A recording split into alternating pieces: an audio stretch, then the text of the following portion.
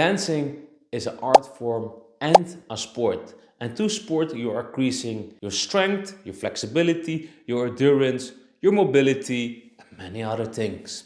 But we're gonna deep dive into hip hop dancing to do a strength conditioning workout for hip hop dancing, but not a workout within hip hop dancing like a leg workout on the music of hip hop. No, I mean specifically a strength and conditioning workout to perform better with hip hop dancing. So let's go. What's up, ladies and gentlemen? My name is Stanley, aka the Injury Nomad, and for the past 2.5 years, I have been really helping myself within the realm of injury prevention and strength and conditioning. On this channel, we are creating videos on education and training for dancers that are injured and searching for a potential answer to make yourself stronger or flexible, or if you are injury free, how to stay injury free. So let's go. In my previous video, I was explaining about what is strength training and why is strength training important for the dancer. What is strength training? Strength training is you are performing certain movements through your own body weight or an external weight. Check this video out here above or down in the description or in the description section. But today we're gonna do a workout I've done for the past, say like 1 year to 1.5 years. And this workout was inspired through knees over toes guy. Because of this guy, I want to also increase injury prevention training for people that are injured and want to stay injury free. So for this training, we have 3 specific things we're gonna do today. We have the warm up, the main workout, and the cooling down with stretching. So because I'm following the knees over toe method, the ATG method, we're gonna always start backwards walking or backwards running. Why? Because we want to target the posterior chain, and walking forwards everyone is doing, we all already doing daily life, also running, but backwards walking and running we don't do a lot. We have some couple of guys like Michael Jackson doing backwards moonwalking. He was one of the guys who really made this thing really big. But why not doing this with sports? You know, you're with football, you're running backwards. With basketball, you're running backwards. But what I really like about dancing, you're also moving a lot of backwards. That's why we are starting with backwards walking. You have certain levels with backwards walking. You can go normal backwards walking and walking backwards. If that's going good, do bigger steps, increase the tempo, like do more jogging, and at the end you can do running. What I would suggest, you can do this on multiple grounds. You can do this inside, you can do this outside on the grass, on the concrete, in the forest, everywhere. Mostly I'm always starting my leg workouts with backwards running. It really helps me to activate my calf muscles, my hamstrings, my glute muscles, and my whole back muscles. And because of that, I walking more straight, and also during the workout my back is also more straight and everything is more activated, and you get a nice good pump at the posterior chain. So posterior chain is the backside of your body. Going down, we're gonna go to our first exercise of the main workout. We're gonna do the Tibialis Raises. The tibialis is a muscle on the front side of your shin, and these are what I call the shock absorbers. Because with hip hop dancing, we are jumping a lot, we bouncing a lot, and sometimes we are stamping a lot on the ground. And that creates a lot of force on your shin and on your knees and on the rest of your body. First thing, you want to train your tibialis. What you're gonna do with your bum against the wall, you're going with your back a little bit to the front, 1 foot to the front, and then raise that 1 foot up and down with your heel on the ground, and then switch with the other feet. If you have done between 10 and 20 and you think this is easy and you want to make it more difficult, then raise both of your feet up. And if this is going easy, put your both feet even more to the front for maximum pump in the shins. Exercise number 2 is the knees over toes calf raises, called the cot calf raises. So you have your traditional calf raises that you're standing straight and that your legs are your knees are staying locked and you are moving your heels from the ground up and down, up and down. The big difference between the cut calf raises and the traditional calf raises is your knees are bent and your knees are more over your toes.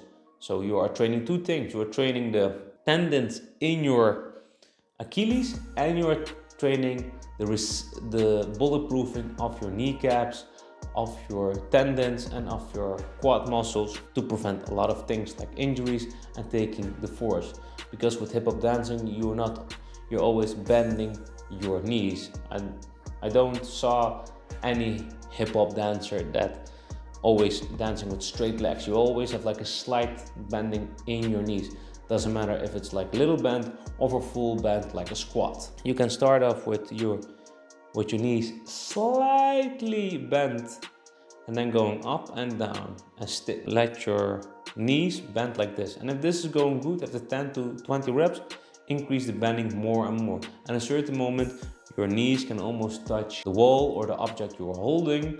Then you have like the maximum stimulus for your tendons in your Achilles and in your knees. The third exercise we're gonna do that is specifically for the hip hop bounce. If you didn't watch that video, also watch that video. Is the ATG squat. Stands for ass to grass squat.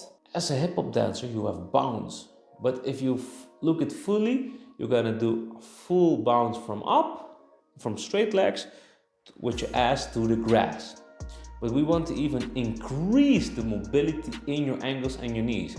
So what you're gonna do, you're gonna grab two wedges or a surface that you can elevate your foot on. It doesn't matter if it's on a hill or two weights or two of your firstborn childs or cousins that have just been born. You can also put them on the ground and put them like this and then do a squat onto it.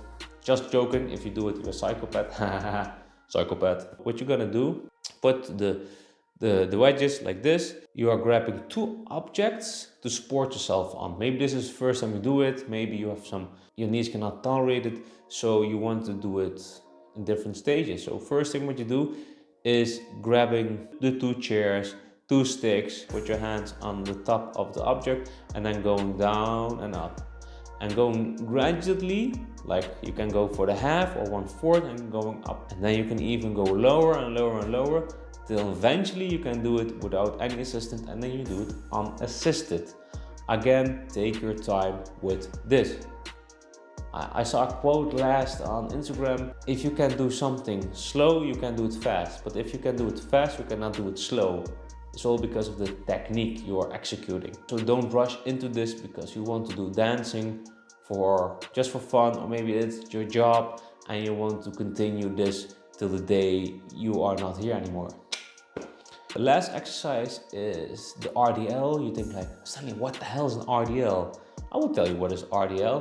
RDL stands for Romanian deadlift. You have a traditional Slovenian deadlift that you bend your knees, hip hinge, and then grabbing the barbell or your siblings or a car, doesn't matter, you grab it and going up.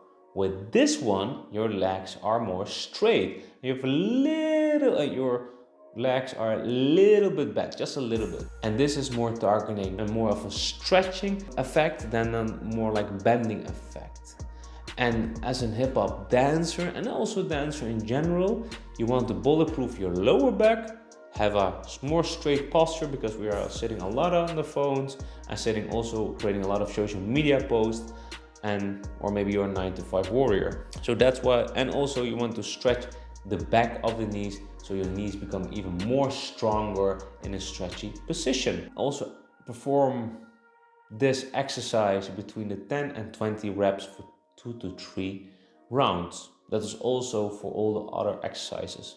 Now we're gonna go for the 4 stretching parts. The first exercise what you want to do is a calf stretch. So grab something that you can put your feet against. It doesn't matter if it's a wall or your dog or a wedge. You can put your feet against it, lock your knees and just inhale and exhale.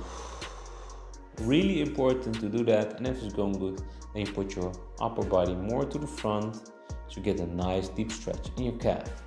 and also switch it with the other one. This is a really nice one for complementing the RDL, because the RDL is focusing more at the lower part of the hamstring, so more of the upper part of the leg, and then you have like the lower legs and then the calf stretch. So combining this two in a workout is fantastico. Jesus Christ. Exercise number 2 is the 90-90 stretch. And maybe you think like of breaking 90-90s. No, not 90-90s. No 90-90s. Not yet. But not 90-90s, but 90-90 stretch. You know what I say, baby? Alrighty. So what you're gonna do, you're gonna sit like this. You're gonna just sit with your butt on the ground. You have one knee, you put it like in a 90 degrees, and putting the other leg also 90 degrees, putting them both down, one hand on the ground and the other one on your feet, your front feet, and then just gonna go down. Inhale and exhale. Also perform this at the other side. This stretch is really good at the side of the glute and also at the back of the glute. Really nice stretch to complement for the squat you're doing. Then the other exercise I'm gonna do is my personal favorite one, the couch stretch. You think like, can I stretch on the couch? Yeah, damn it, you can. You can stretch on the couch. This one is my personal favorite, especially if I do a lot of bouncing or a lot of leg workout or sitting a lot. I always incorporate this, because through training in general, if I don't train like lengthening stuff, like kicks or lunges or floor work or ballet, those type of stuff, then my muscles become really tight. If I feel like a little bit tension in my hip flexors, I'm just gonna perform this exercise 1 or 2 times per week, or during a workout or after a workout, and I really feel the lengthening of my leg.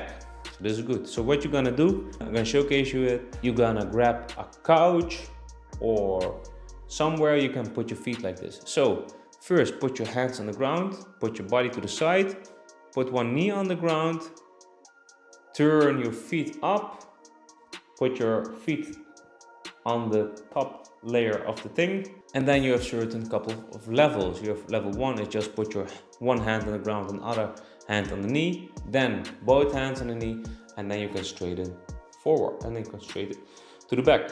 This is a really nice stretch, but it can also be your downfall. Why? Because if you do this stretch like immediately, like going from this level to this level in less than a couple of minutes, and you have a lot of knee pain and you cannot endure this pain, or you're not that flexible and very tight in your hip flexors, take your time gradually. Better, I just can perform this almost with my full back to the wall after 3 years of doing this stretch. You know what I'm saying, baby?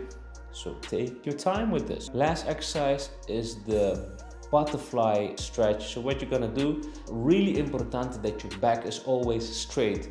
Even I am stretching intensively for the last 2.5 years, and even I still need to put something below my buttocks. So if I put something below my buttocks, my back is more straight. Yes, when your back is straight, you can perform it better.